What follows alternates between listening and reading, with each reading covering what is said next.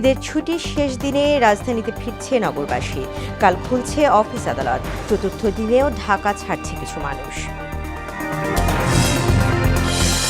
ব্যস্ততা বেড়েছে সাভারের ট্যানারি শিল্প নগরীতে। কাঁচা চামড়া প্রক্রিয়াজাতে সকাল থেকে রাত পর্যন্ত কাজ করছেন শ্রমিকরা। ছুটিতে ফাঁকা ঢাকায় প্রাণ প্রকৃতির উচ্ছ্বাস। গ্রীষ্মের প্রকৃতির অবারিত সৌন্দর্যে বিমোহিত নগরবাসী। এবং রাঙামাটির পাহাড়ে নেমেছে বিনোদন প্রেমীদের ঢল। কক্সবাজার রেডিয়েন্ট ফিশ ওয়ার্ল্ডে আনন্দে উদ্ভাসিত দেশি বিদেশি পর্যটকরা।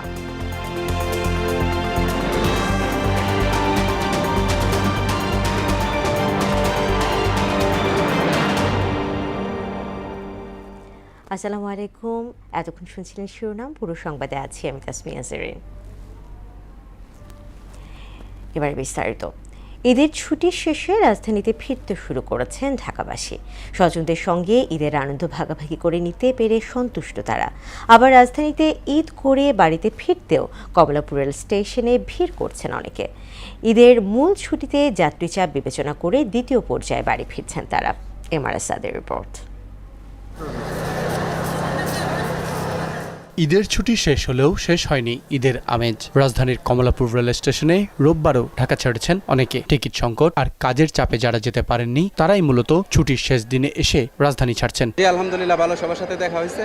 ইনশাআল্লাহ ঈদ স্বতঃস্ফূর্তভাবেই কাটছে। ঢাকাতে কাটে এই ঈদের এখন এখানে আসছি, এখন ভিড়টা কম হবো এখন, কিন্তু এখন ঈদের মানুষ অনেকজন বাসায় দেশে চলে যেতেছে, এখনো অনেক ভিড় রাস্তায়। এই যে কমলাপুরে ঈদের ছুটি শেষ, এবার ফের কর্মব্যস্ত জীবনের টানে ঢাকায়ও ফিরছেন অনেকে। বাড়িতে স্বজনদের সঙ্গে ঈদের ছুটি কাটাতে পেরে সন্তুষ্ট তারা। মেয়ের জামাইয়ের বাইত গেছি, বোনের বাইত গেছি, স্বাস্থ্য ভাইয়ের বাইত গেছি, উকিল মেয়ের বাইত গেছি। ইনশাল্লাহ দোয়া ঈদের পরের দিন গেছি।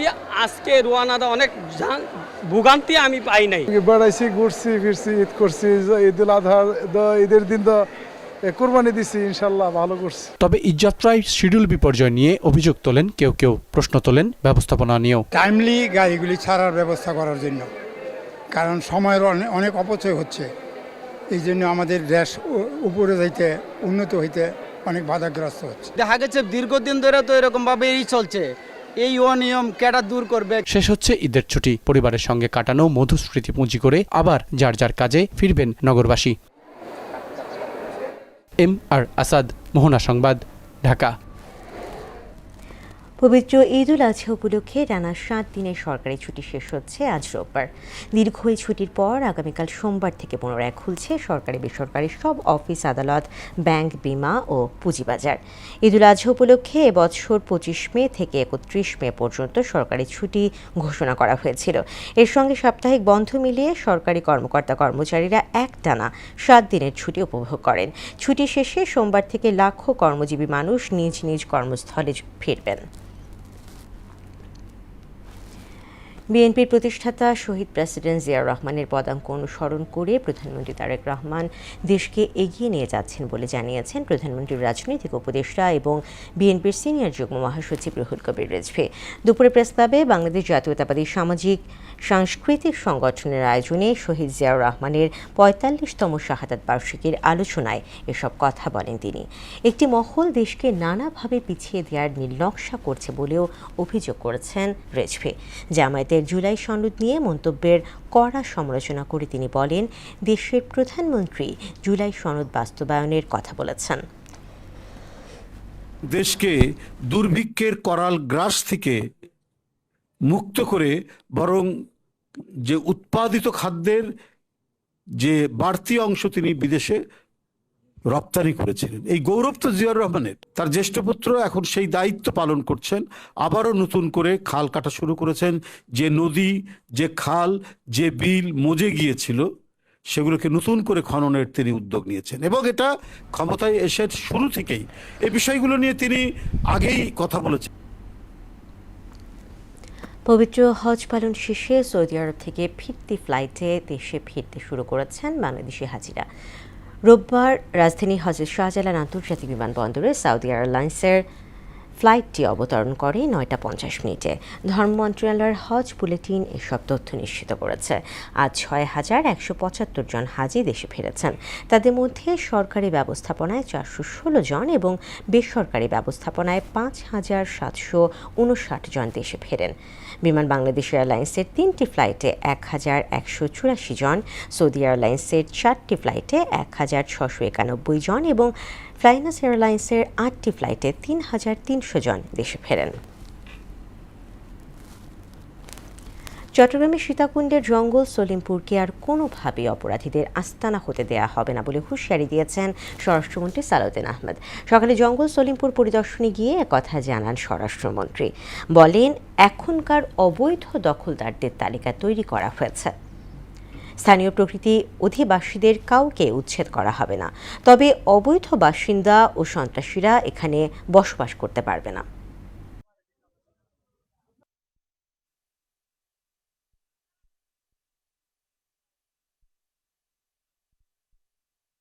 বিগত 17 বছরের দুর্বৃত্তায়নের রাজনীতি অথবা রাজনীতির দুর্বৃত্তায়ন যাই বলি, তার মধ্য দিয়ে রাষ্ট্রের মধ্যে দুর্বৃত্তের রাষ্ট্র গঠিত হয়েছিল।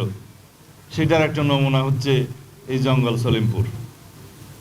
আমরা দায়িত্ব গ্রহণের পর 1 মাসের মধ্যেই চট্টগ্রামে কিছু সন্ত্রাসী কার্যক্রম লক্ষ্য করেছিলাম।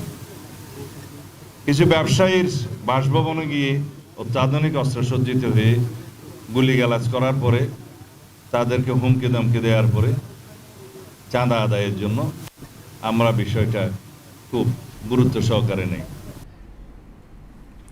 পবিত্র ঈদ উল আজহার পর ব্যস্ততা বেড়েছে সাভার চামড়া শিল্পনগরীর ট্যানারিগুলোতে।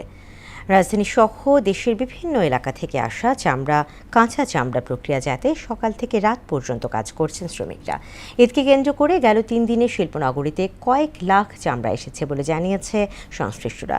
শ্রমিকরা বলছেন, সপ্তাহের ব্যবধানে ট্যানারিগুলোতে আরও বাড়বে কাজের চাপ।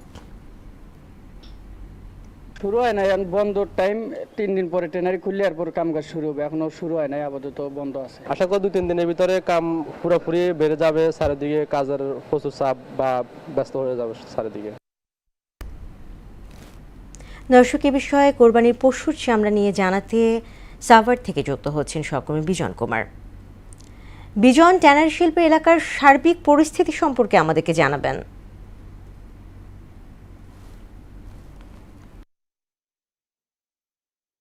জেরিন, আপনাকে ধন্যবাদ। আমরা প্রায় সকাল থেকেই এই যে চামড়া শিল্পনগরী সাভারের সেখানে রয়েছি এবং বিভিন্ন ট্যানারি যেগুলো রয়েছে সেই ট্যানারিগুলো ঘুরে দেখেছি এবং প্রায় প্রত্যেকটি ট্যানারিতেই এখানে যারা শ্রমিকরা রয়েছেন তারা কিন্তু একেবারে ব্যস্ত সময় পার করছেন। আমার পিছনে চিত্রটি আপনি একটু লক্ষ্য করলে দেখতে পাবেন যে এই লবণযুক্ত যে চামড়াগুলো রয়েছে সেগুলো কিন্তু এই মুহূর্তে তারা আলাদা করছেন এবং কিছুক্ষণ পরেই এগুলো আপনার পরিষ্কারের কাজে নিয়ে যাওয়া হবে এবং এরপরেই প্রক্রিয়াজাত যেগুলো রয়েছে সব কিছু সেগুলো কিন্তু একেবারে শেষ পর্যায়ে চলে আসবে।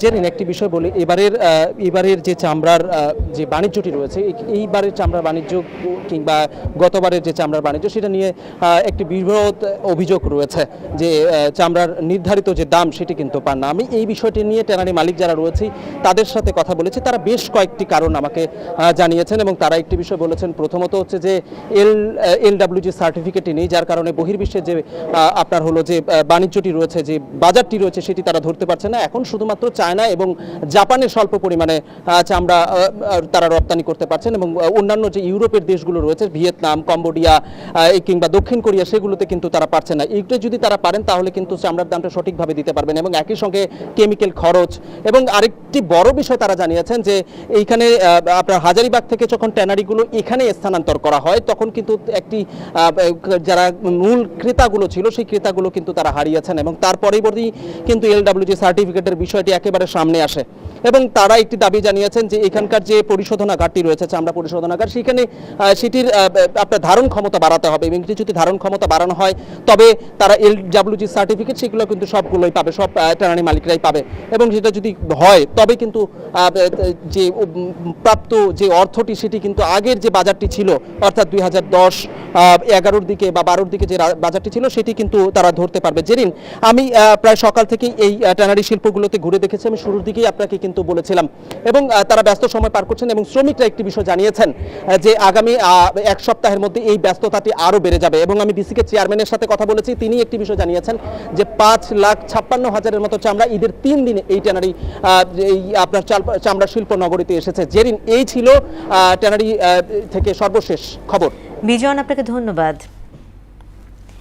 ঈদের ছুটিতে প্রাণ প্রকৃতির উচ্ছ্বাস নগরীতে। গ্রীষ্মের রৌদ্রোজ্জ্বল প্রকৃতিতে রক্তিম কৃষ্ণচূড়ার অবারিত সৌন্দর্যে বিমোহিত নগরবাসী। এমন ফাঁকা ঢাকায় স্বস্তিতে ঘুরে বেড়াচ্ছেন মানুষ। রাজধানীর এমন প্রকৃতির সৌন্দর্য বছর জুড়ে ধরে রাখতে সম্মিলিত প্রচেষ্টার আহ্বান কৃষিবিদদের। তরিকুল ইসলাম খোকনের ক্যামেরায় আরও জানাচ্ছেন উষা ফেরদৌস। ঈদের ছুটিতে তপ্ত গ্রীষ্মে কৃষ্ণচূড়া যেন পুরো শহরকেই আগুন রঙে রাঙিয়ে দিয়েছে। ইট কাঠের নগরে কৃষ্ণচূড়ার এই রক্তিম সৌন্দর্য প্রকৃতি প্রেমীদের নিয়ে যায় ভাবনার জগতে।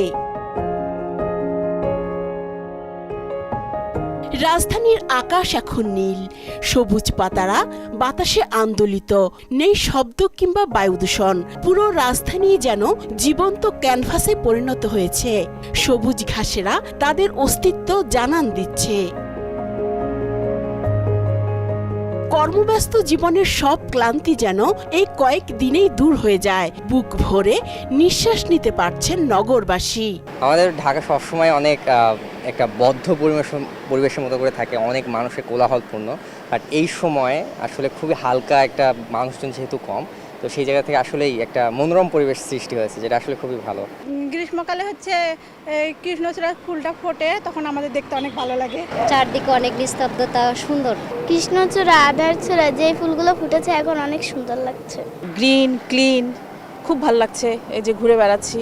নগরীর এমন অবারিত সৌন্দর্য ধরে রাখতে সমন্বিত উদ্যোগের তাগিদ কৃষিবিদদের। ঈদের ছুটিটার সময় কিছু মানুষ কিন্তু গ্রামের দিকে চলে যায়, তার জন্য যানবাহন চলাচল কিছুটা হলেও কমে যায়, যার জন্য স্বাভাবিক নিয়মেই কিন্তু পরিবেশটা অনেকটা শান্ত হয় বা সুন্দর হয়। আমরা যদি এটা পুরোটা সময় যদি ধরে রাখতে পারতাম তাহলে ভালো হতো। যেমন হচ্ছে গাড়ি চলাচল যদি নিয়ন্ত্রণ করতে পারি, গাছপালার পরিমাণ যদি রোড সাইড প্লান্টেশন যদি বাড়াতে পারি, এবং সেই বাড়ানোর সাথে সাথে যদি কালারফুল ফুলগুলো লাগাতে পারি, সেগুলো দিলে পুরো ঢাকা শহরের মতো অন্যান্য বড় সিটিগুলো কিন্তু আমরা সাজিয়ে ফেলতে পারতাম। যানজটহীন এমন নিস্তব্ধ নগরীর প্রত্যাশা নগরবাসীর। উষা ফেরদৌস, মোহনা সংবাদ, ঢাকা। ঈদের টানা ছুটিতে পর্যটকের পদচারণায় মুখর হয়ে উঠেছে রাঙামাটির পর্যটন কেন্দ্রগুলো। এদিকে দর্শনার্থীর ভিড়ে জমজমাট ঢাকার নিকটবর্তী বিনোদন কেন্দ্র নরসিংদীর ড্রিম হলিডে পার্ক। অন্যদিকে দেশি বিদেশি পর্যটকে মুখর কক্সবাজারের রেডিয়েন্ট ফিশ ওয়ার্ল্ড। দর্শনার্থীদের নিরাপত্তায় নেওয়া হয়েছে সব রকমের ব্যবস্থা। প্রতিনিধিদের তথ্যে আরও জানাচ্ছেন মাহমুদা আক্তার। ঈদের টানা ছুটিতে রাঙামাটির পর্যটন কেন্দ্রগুলো এখন পর্যটকের পদচারণায় মুখর। জেলার ঝুলন্ত সেতু, Polwel park, DC bungalow park, Shuvolong ঝর্ণা, কাপ্তাই আসাম বস্তি সড়ক, লেক ভিউ গার্ডেন ও বাঘাইছড়ির সাজেক সহ বিভিন্ন বিনোদন কেন্দ্রে প্রাকৃতিক সৌন্দর্য উপভোগ করছেন পর্যটকরা। এখানে ঘুরতে আসছি, অনেক ভালো লাগতেছে, অনেক পর্যটন আসছে। ঝুলন্ত ব্রিজ অনেক সুন্দর লাগছে। ঝুলন্ত সেতুতে প্রায় 5,000 পর্যটকের সমাগম হয়েছে। এতে বোট চালক ও মালিকরা ব্যস্ত সময় পার করছেন বলে জানালেন সংশ্লিষ্টরা। ভালো টুরিস্ট আসার কারণে আমাদের বোটগুলি ভাড়া হচ্ছে, বিভিন্ন দর্শনীয় স্থানগুলি আপনার সুবল যাচ্ছে, বিভিন্ন স্পটগুলি ঘুরে আসতেছে। বাজার উপলক্ষে আমাদের যে প্রত্যাশা ছিল, আলহামদুলিল্লাহ আমাদের প্রত্যাশা পূরণ হয়েছে। ইনশাআল্লাহ আশা করছি আমাদের আগামী 3-4 তারিখ পর্যন্ত আমাদের বুকিং কার্যক্রম চলবে। এদিকে দর্শনার্থীদের পদচারণায় মুখর ঢাকা সিলেট মহাসড়কের পাশে নরসিংদী ড্রিম হলিডে পার্ক। আকর্ষণীয় রাইডের পাশাপাশি পার্কটির বর্ণিল সাজে রয়েছে ঈদের আমেজ। Dream river cap, water park, sky train, bullet train, water board, roller coaster, swing chair, speed boat সহ 40টিরও বেশি রাইডে চড়ে উচ্ছ্বাসিত সব বয়সী দর্শনার্থীরা। আলহামদুলিল্লাহ এখানকার পরিবেশ সবকিছুই ভালো ছিল, ভালোই লাগছে জায়গায় এসে। পর্যটকদের আগমন উপলক্ষে সার্বিক নিরাপত্তা জোরদার করা হয়েছে বলে জানালেন প্রতিষ্ঠানটির এই কর্ণধার। আমরা সামাজিক মানে পরিবেশ সবকিছুকে খেয়াল রেখে আমরা এখানে একটা আদর্শ গ্রাম সাজিয়েছি। অন্যদিকে কক্সবাজারে দেশের প্রথম রেডিয়েন্ট ফিশ ওয়ার্ল্ডে ঘুরে আনন্দে উদ্ভাসিত দেশি বিদেশি পর্যটকরা। সাগরতলের বিরল প্রজাতির মাছসহ নানা প্রাণী এবং বিনোদনের সব আয়োজন যেন এক ছাদের নিচে। সামুদ্রিক অনেক মাছ দেখেছি এবং অনেক সুন্দর সুন্দর মাছ দেখেছি যা কখনো দেখিনি। এখানে এসে আমি মানে অনেক ধরনের মাছ এবং অনেক ধরনের দেখেছি যেটা সাগরে আমি দেখি নাই বা নর্মালি দেখি নাই। ঈদ বিনোদনে পাহাড়, নদী আর প্রকৃতির শোভা দেখে একদিকে যেমন মুগ্ধ পর্যটকরা, তেমনি তাদের আগমনে খুশি স্থানীয় ব্যবসায়ী ও পর্যটন শিল্প সংশ্লিষ্টরা। মাহমুদা আক্তার, মোহনা সংবাদ। দর্শক, এ নিয়ে আরও জানাতে কক্সবাজার সমুদ্র সৈকত থেকে যুক্ত হচ্ছেন আমানুল হক বাবুল। বাবুল, কক্সবাজারের পর্যটকদের উপস্থিতি এবং সার্বিক নিরাপত্তা ব্যবস্থা নিয়ে আমাদেরকে জানাবেন।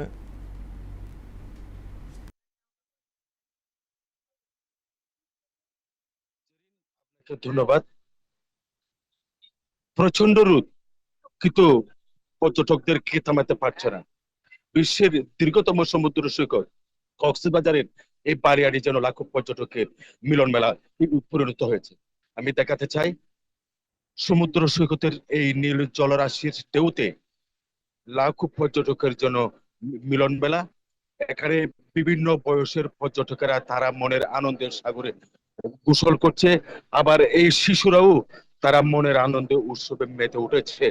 আর জানাতে চাই, আমার চোখ যেদিকে যায় প্রায় 12 কিলোমিটার সমুদ্র সৈকতের এই বালিয়াড়ি যেন পর্যটকে মুখরিত হয়ে উঠেছে। এছাড়াও কক্সবাজারের সমুদ্র সৈকত এছাড়াও হিমচড়ি, দরিয়ানগর, মহেশখালী, সাফারি পার্ক আর রামুর সহ বিভিন্ন পর্যটক স্পট গুলোতেও যেন পর্যটকের মিলন মেলায় পরিণত হয়েছে।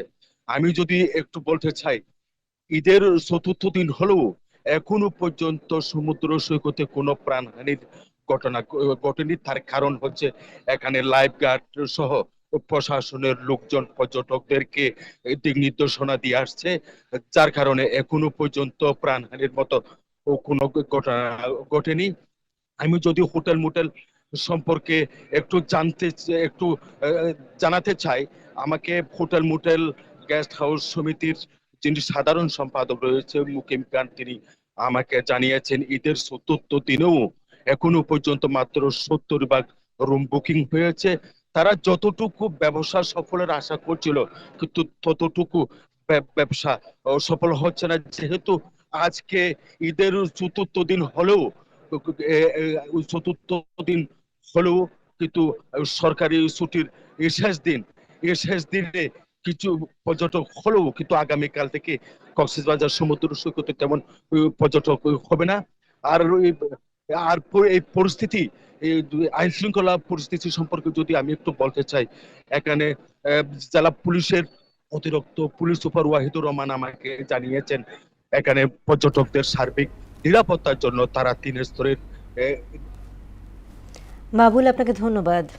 দেশের দ্বিতীয় বৃহত্তম চামড়ার বাজার নাটোর। বিভিন্ন স্থান থেকে আড়তে আসতে শুরু করেছে কোরবানির চামড়া।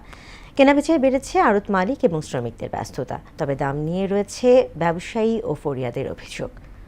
চামড়া সুরক্ষায় জেলা প্রশাসনের পক্ষ থেকে বাজার মনিটরিং সহ ম্যাজিস্ট্রেট নিয়োগ করা হয়েছে। মিজানুর রহমানের পাঠানো তথ্যে জানাচ্ছেন ডলিমিতে মনোয়ারা।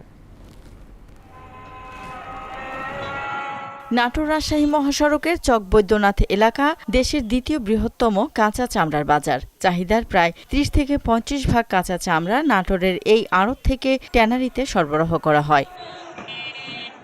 উত্তরবঙ্গ সহ দেশের বিভিন্ন জেলা থেকে চামড়া এখানকার আড়তে জড়ো হচ্ছে। এখন চলছে লবণজাত প্রক্রিয়া। ট্যানারি মালিকদের কাছে পূর্বের পাওনা টাকা পাওয়া গেলে এবং লবণের দাম কম হলে সুবিধা হতো, এমন দাবি আড়তদারদের। আশা করতেছি যে সরকার রেট অনুযায়ী কেনাবেচা হবে, তো মান অনুযায়ী কেনাবেচা হবে। ভালো চামড়াটা কিনছি, কিনে এবং লবণজাত করছি।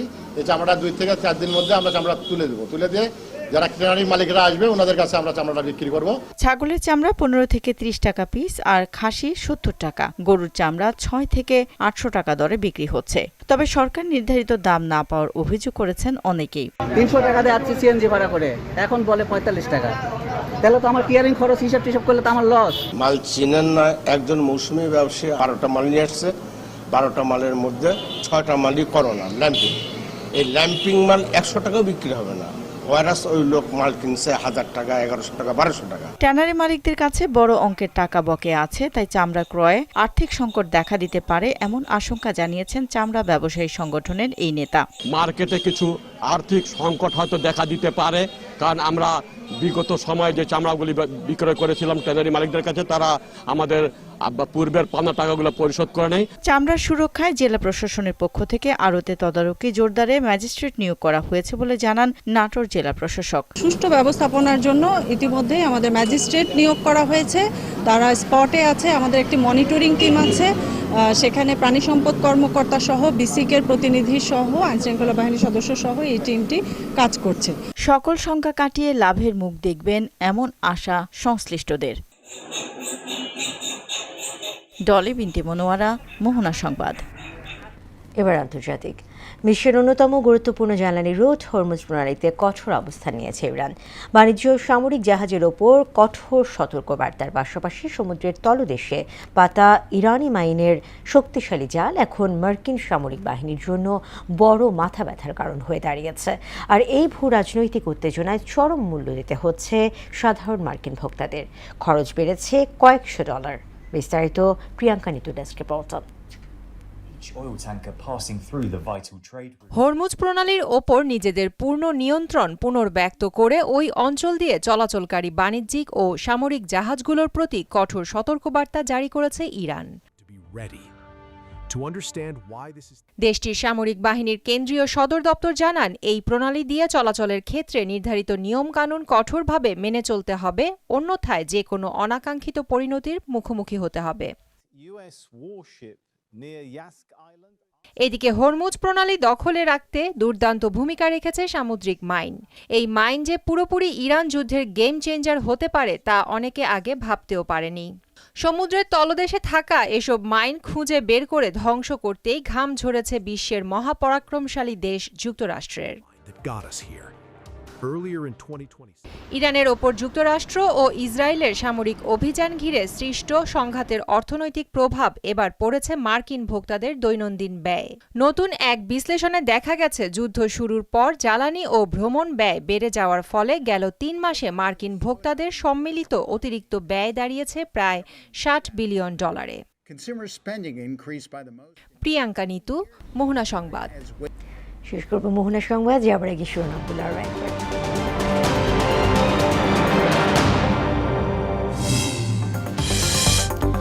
ঈদের ছুটির শেষ দিনে রাজধানীতে ফিরছে নগরবাসী। কাল খুলছে অফিস আদালত। 4র্থ দিনেও ঢাকা ছাড়ছে কিছু মানুষ। তা বেড়েছে সাভারের ট্যানারি শিল্প নগরীতে। কাঁচা চামড়া প্রক্রিয়াজাতে সকাল থেকে রাত পর্যন্ত কাজ করছেন শ্রমিকরা। ছুটিতে ফাঁকা ঢাকায় প্রাণ প্রকৃতির উচ্ছ্বাস, গ্রীষ্মের প্রকৃতির অবারিত সৌন্দর্যে বিমোহিত নগরবাসী। এবং রাঙামাটির পাহাড়ে নেমেছে বিনোদন প্রেমীদের ঢল। কক্সবাজার রেডিয়ান্ট ফিশ ওয়ার্ল্ডে আনন্দে উদ্ভাসিত দেশি বিদেশি পর্যটকরা।